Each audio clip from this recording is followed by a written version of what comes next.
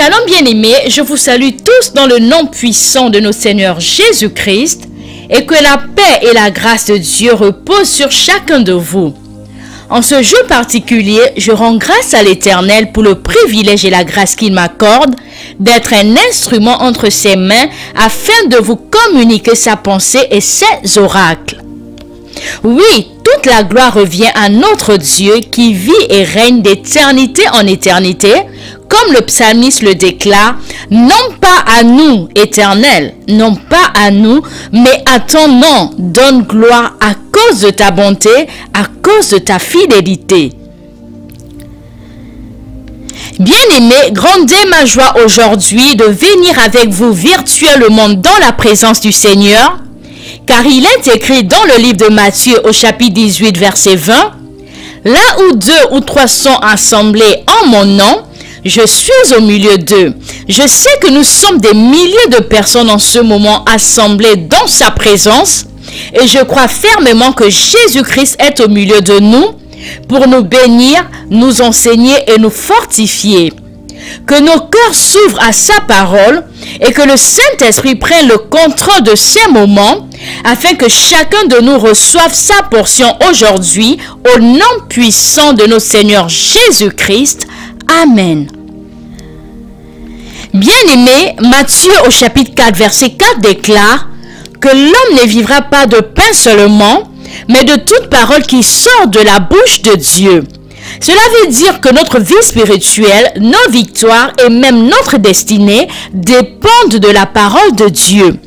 C'est pourquoi l'apôtre Paul exhortait Timothée en disant « Prêche la parole, insiste en toute occasion favorable ou non, reprend, censure, exhorte avec toute douceur et en instruisant. » Voir 2 Timothée au chapitre 4, verset 2.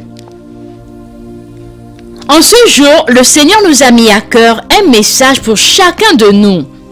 Un message qui nous édifiera, nous fortifiera et nous conduira à un niveau plus profond dans notre marche avec notre Seigneur Jésus-Christ. Le thème de notre méditation aujourd'hui est donc Charlie Kirk, le martyr du réveil de la fin des temps. Alléluia! Dans notre thème, nous avons le nom d'une personne qui est liée ou connectée à un autre nom qui est martyr. Et cette personne qui est un martyr apporte le réveil. Définissons chaque nom. Chers frères et sœurs, je veux nous parler d'un homme dont la vie, les convictions et la mort nous donnent à réfléchir sur ce que signifie être témoin de Jésus-Christ dans les temps de la fin. Il était jeune, marié, controversé, mais aussi beaucoup aimé et suivi. Il mobilisait des jeunes et parlait courageusement de sa foi en Jésus-Christ. Il s'appelait Charlie Kirk. Mais bien aimé, qui est Charlie Kirk? De son vrai nom, Charles James Kirk, il avait combiné et simplifié ses deux prénoms, Charles et James, qu'il avait transformés en Charlie. Et Kirk était son nom de famille. Donc son nom complet était Charlie Kirk. Né le 14 octobre 1993, il fut tué à l'âge de 31 ans seulement. Mais malgré sa courte vie, il a accompli des choses que plusieurs ne pourront jamais accomplir, même après avoir vécu 150 ans sur la terre. Alléluia. Après avoir obtenu son diplôme de fin d'études secondaires qu'on appelle aussi baccalauréat en 2010, il fut admis à un collège près de Chicago. Il abandonna rapidement ses études juste après un semestre. Malgré qu'il n'avait que 18 ans, il avait compris que beaucoup de collèges et d'universités de nos jours, précisément aux États-Unis et dans certains pays du monde, sont devenus des centres d'endoctrinement où l'on formate les étudiants à penser de manière fermée et éloignée de la vérité.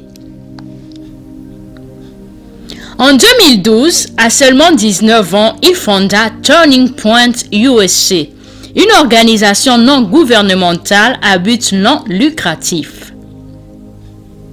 Le nom turning point, cela veut dire un tournant, c'est-à-dire le moment où quelque chose change de direction ou prend une nouvelle orientation.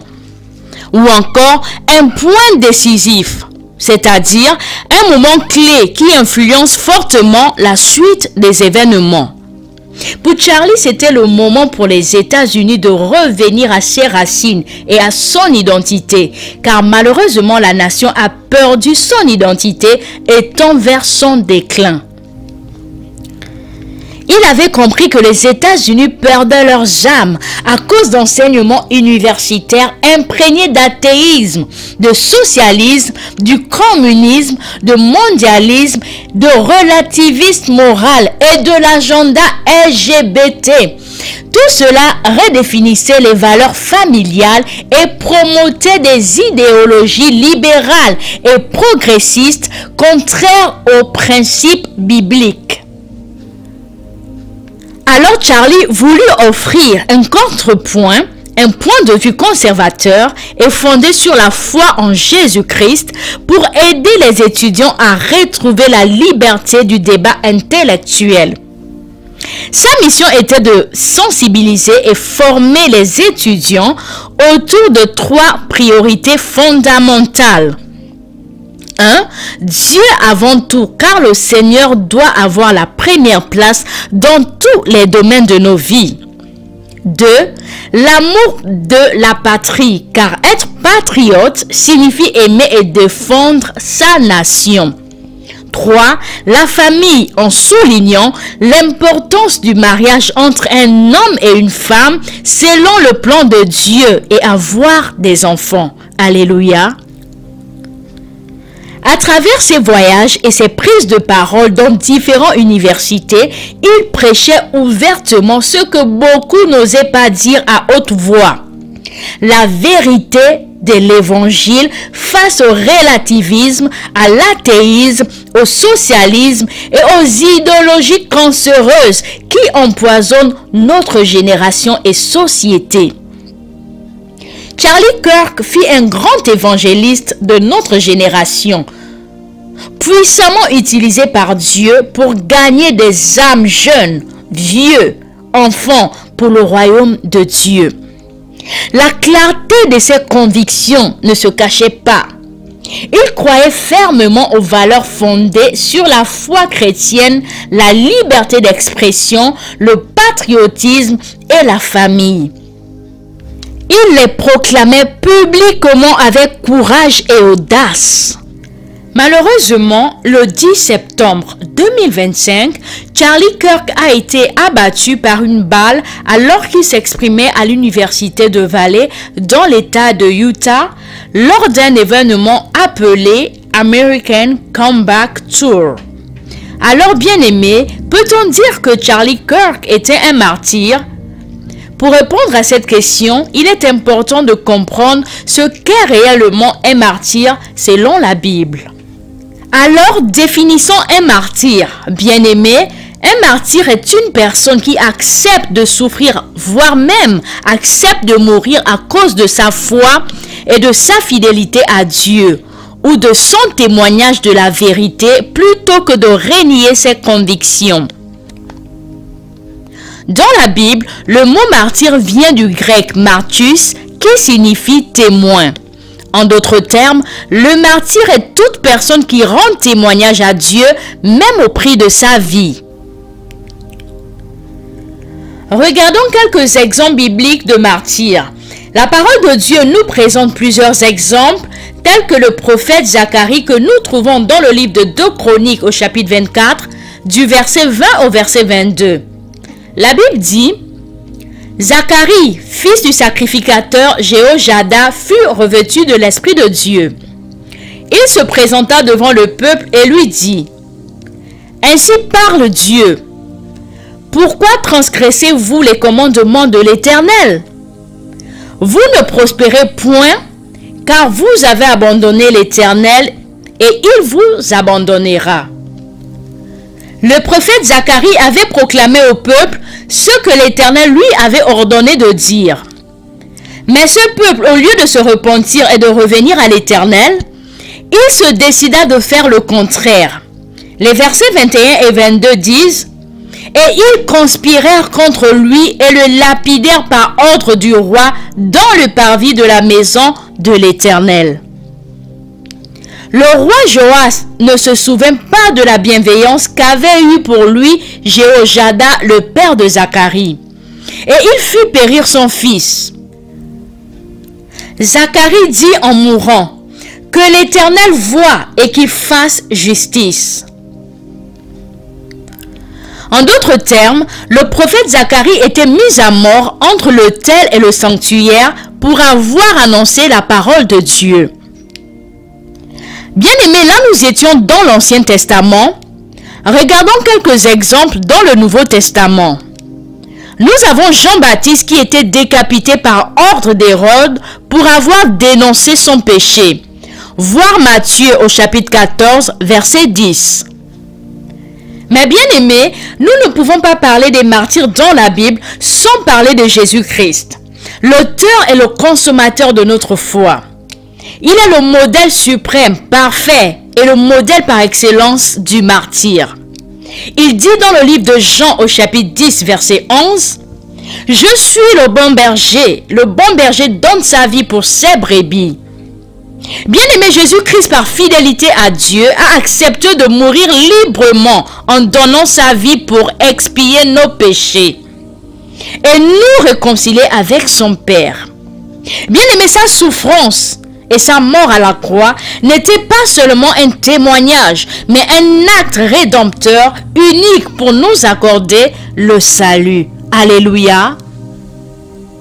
Bien-aimé, Jésus-Christ a accepté la souffrance et la mort par obéissance à Dieu. Dans le livre de Philippiens au chapitre 2, verset 8, il a supporté l'injustice, des insultes, la torture et la croix par amour pour toi et moi. Jésus-Christ est le modèle parfait, le modèle par excellence et le modèle suprême du martyr. Alléluia. Jésus-Christ dit à ses disciples, inclus toi et moi, dans le livre de Matthieu au chapitre 10, du verset 16 au verset 30, que nous n'allons pas lire, sachant qu'il allait être le modèle suprême du martyr, le disciple n'est pas plus que le maître, ni le serviteur plus que son Seigneur. Vous serez haïs de tous et persécutés à cause de mon nom, et vous mourrez en martyr. Étienne, qui était considéré comme le premier martyr chrétien, lapidé à Jérusalem pour son témoignage de Jésus-Christ. Voir Actes au chapitre 7 du verset 54 au verset 60. Jacques, frère de Jean, était mis à mort par l'épée sur l'ordre d'Hérode. Voir Actes au chapitre 12 du verset 1 au verset 2. Selon la tradition de l'Église, nous savons sur les 12 apôtres de Jésus-Christ, 11 étaient morts en martyr. Pierre, crucifié à Rome, la tête en bas, parce qu'il ne se jugeait pas digne de mourir comme son maître. Paul, décapité à Rome sous l'empereur Néron. André, crucifié en Grèce sur une croix en forme de X.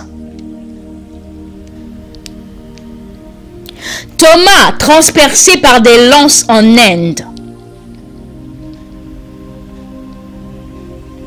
Philippe était crucifié en Asie mineure. Barthélemy, lui, était écorché vif, puis décapité pour sa foi. Matthieu, tué par l'épée en Éthiopie. Jacques, fils d'Alphée, était lapidé à Jérusalem. Simon, le zélote, était tué pour sa foi en Perse. Jude, aussi appelé Thaddée, était martyrisé en Syrie. Matthias, qui avait remplacé Judas Iscariote, était brûlé vif. Comme j'avais dit que les 12 apôtres de Jésus-Christ ont été morts en martyrs, à l'exception de Jean, fils de Zébédée, qui était protégé par Dieu. Il n'était pas mort en martyr, mais il était exilé à l'île de Patmos pour être persécuté, et c'est là où il avait écrit le livre d'Apocalypse. Après les apôtres, de nombreux chrétiens ont été tués et continuent à être tués pour leur foi. En faisant des recherches, j'ai trouvé d'autres noms tels que Polycarpe de Smyrne. Vers les années 155 après Jésus-Christ, il était disciple de l'apôtre Jean. Il fut brûlé vif, puis achevé par l'épée. Ignace d'Antioche était livré aux bêtes à Rome vers les années 107 après Jésus-Christ. Perpétue et Félicité, deux jeunes femmes martyrisées dans l'arène à Carthage vers les années 203 après Jésus-Christ. Des milliers de chrétiens sous les persécutions de Néron, Domitien, Dioclétien. Ils étaient tués parce qu'ils refusaient de renier leur foi en Jésus-Christ. Bien-aimés, nous ne pouvons pas oublier les 21 chrétiens d'Égypte qui étaient enlevés et décapités par le groupe de l'État islamique en Libye en 2015. Ils étaient tués parce qu'ils refusaient de renier leur foi en Jésus-Christ. Il y a des persécutions jusqu'à aujourd'hui au Nigeria, au Congo, au Pakistan, en Chine. Généralement, les persécutions des chrétiens se passent dans les pays du tiers-monde ou dans les pays là où le droit de l'homme n'est pas respecté, tels qu'en Haïti, au Soudan, en Somalie, au Yémen, en Irak, en Iran, en Afghanistan, la Corée du Nord ou dans les pays du Maghreb, comme en Libye, en Tunisie, au Maroc et en Algérie. Mais curieusement, bien-aimés, dans cette période, la persécution atteint aussi les grandes nations, comme les États-Unis, le Canada et plusieurs nations européennes. Alors, bien-aimés, analysons la question. Charlie Kirk peut-il être considéré ou appelé un martyr de la foi? Bien-aimés, après avoir défini ce qu'est un martyr et examiné divers exemples de martyrs selon la Bible, ainsi que des croyants qui ont été tués au fil du temps, nous allons également analyser ce qui a causé la mort de Charlie Kirk et pourquoi il a été tué, afin de mieux comprendre le sens spirituel de ce qui se passe réellement. 2 jours avant l'assassinat de Charlie Kirk, le 8 septembre 2025, une organisation avait publié un article. Dans cet article, la femme qui l'avait écrit représentait une organisation appelée Jézabel. Bien-aimés, retenez que l'organisation s'appelle Jézabel. Nous allons y revenir. La dame se vantait d'avoir payé des sorciers pour jeter une malédiction sur la vie de Charlie Kirk. Elle déclara que ce serait pour le bien de tous si on l'empêchait de continuer à parler. Il devait être réduit au silence. L'article précisait que la femme avait recherché des sorciers en leur demandant de maudire un ennemi. Elle en trouva plusieurs. Une des sorcières lui demanda la date exacte de la naissance de Charlie Kirk pour que la malédiction soit efficace. La sorcière jeta alors le sort et lui dit: « Je viens d'achever votre sort et ça a réussi. Vous verrez des résultats bientôt. » Bien-aimé, une autre sorcière qu'elle appelle prêtresse lui demanda une photographie de Charlie. Elle déclara des malédictions sur cette photo avant de la brûler. La sorcière vit alors dans les flammes l'image de Charlie se consumer. Et elle lui dit, fais confiance à l'invisible. Une troisième sorcière avait aussi déclaré des paroles dans l'air, en jetant un sort sur la vie de Charlie, afin qu'il soit haï et rejeté de tous. Bien-aimé, dans cet article, l'auteur avait écrit en grand caractère « In witches we trust », qui veut dire « Nous faisons confiance aux sorcières » ou encore « En les sorcières nous avons confiance » ou en d'autres termes « Nous croyons aux sorcières ». En opposition à « In God we trust » qui signifie « Nous faisons confiance à Dieu » ou encore « Nous avons confiance en Dieu » ou en d'autres termes « En Dieu nous croyons ». Bien-aimés, « In God we trust », c'est la devise nationale des États-Unis, imprimée sur les pièces d'argent depuis 1864 et sur les billets de banque américains depuis 1957. Bien-aimés, c'est ainsi que Satan, avec ses agents, combat toujours ceux qui représentent Dieu en s'en opposant. Donc la dame avait écrit dans l'article « In witches we trust ». Et pour conclure son article, elle se demanda si les malédictions avaient fonctionné. Et elle ajouta « Seul le temps nous le dira ». Bien-aimés, 2 jours après, c'est-à-dire le 10 septembre 2025, Charlie Kirk fut assassiné à l'université de Utah. Bien-aimés, je sais que vous vous demandez, mais s'il était chrétien, est-ce que la sorcellerie a pu agir sur lui? Et pourquoi Dieu a-t-il permis cela? Bien-aimés, la Bible est claire, aucun pouvoir occulte ou de la sorcellerie n'est plus fort que Dieu. La Bible déclare dans le livre de 1 Jean au chapitre 4 verset 4, « Celui qui est en vous est plus grand que celui qui est dans le monde. » Ésaïe 54 verset 17 dit, « Toute arme forgée contre toi sera sans effet. » Donc, bien-aimé, un chrétien qui marche dans l'obéissance et dans la foi est sous la protection de Dieu. Alléluia. Bien-aimés, étant donné l'importance de ce message, nous avons jugé bon qu'il ne soit pas trop long, pour ne pas vous décourager. C'est pourquoi nous l'avons divisé en 2 parties. Ainsi, pour clore cette première partie, nous devons retenir que Charlie Kirk était martyr de la bonne nouvelle pour notre génération. Sa mort n'est pas le fruit d'un hasard, mais l'œuvre des puissances des ténèbres, opérant à travers des instruments humains soumis à l'esprit de la sorcellerie. Pourtant, ce que l'ennemi a voulu pour le mal, Dieu l'a transformé en bien.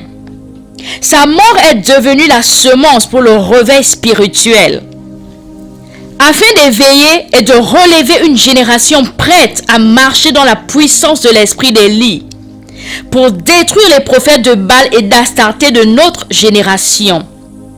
God bless you et retrouvons-nous dans la deuxième partie. Shalom chez vous et que Dieu vous bénisse abondamment. How do you want to be remembered? If I die, everything just goes away. How would you, if you could be associated with one thing, how would you want to be remembered? I want to be remembered for courage for my faith. That would be the most important thing. The most important thing is my faith in my life. I don't know if you know this, but everyone dies. It's important to remind yourself of that. That you face God, the judge, and He's going to list everything you did wrong in your life. It's going to be a long sentencing hearing for me. Will you get justice, which is hell, because that's what we deserve. Mercy, which is less of that, which I'll allow the theologians figure out what that is. Or grace. What is grace? Grace is something so unique, so different, so profound. Which is as soon as the sentencing's about to be ushered in, someone comes in and says, no, I will serve that prison sentence for him. I will go into the prison cell for him or her so that they can live forever. That's grace. You didn't earn it. You didn't check boxes for it. You didn't go park cars for a ministry and that gets you extra points to go to heaven. None of that's true. It's that it's equally accepted for all people that allow Jesus Christ to be your Savior, the Savior of the world, to be born new and to be completely and totally renewed. That's a gift that we must try to give all people in the world. I mean, I've had an unbelievably blessed life. Been doing this now, it'll be 12 years on June 5th. Such a young man to do it. So young. Yeah, so praise God. I mean, I've been all across the world. I've met with world leaders. I've flown in Air Force One, got to know a president. I have an amazing family, the podcast, Turning Point USA, all that stuff. And so you experience that and you're like, what actually matters? What matters is your relationship with the divine, your relationship with your family, your kids, and maybe a close collection of friends, and your relationship with the truth. And you could decide to lie all the time, then you become a tortured individual. And you know those people, you just turn on television, they're constantly lying and they just become like disfigured either emotionally, spiritually, or physically. Because when you lie, I believe you're actually committing suicide of the soul. I really believe that. Are you a Christian by any chance? Very, very much so. Like, why is that exactly? Oh, Jesus saved my life. I'm a sinner, gave my life to Christ, most important decision I ever made. So you believe the Bible is real? Yes, I believe the Bible is true and real. Yeah. Why is that? Well, I could give you the technical answer. There's never been an archaeological discovery that has contradicted the truth of the Bible. And then, of course, the wisdom. There's not a truth of the Bible that if you apply to your life does not improve dramatically. And then finally, we have the most accurate and transparent, historically robust account that one can have of the most important figure ever to live in the history of the world, Jesus of Nazareth. And the resurrection is the pinpoint of my belief that Jesus did rise from the grave so that we may live. And for those of you that have not given your life to Christ, I could tell you it is the most freeing, liberating thing that a human being can possibly do. The most important thing that you can do, which is to be born new into the kingdom of God.